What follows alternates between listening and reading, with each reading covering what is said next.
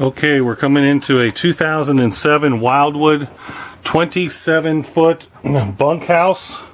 The model number is a 272 BHSS. You've got a sleeper sofa, a dinette that turns into a sleeper, and you have the bunkhouse on the side over here for 2 kids. And then underneath the bottom bunkhouse is a storage that you can get to from the outside.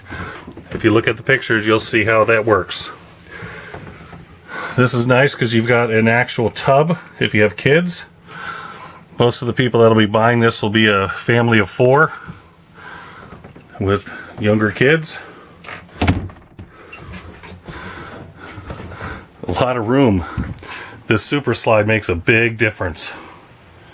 Some of these come without slides and it's just too tight, but this one's really nice. Good woodwork, needs a cleaning, but overall intact. Very, very nice.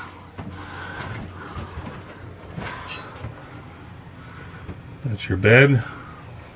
So 1, 2 up front, 2 here, 2 there, 2. Wow, 2, 4, 6, 8. You actually put 8 people in this thing.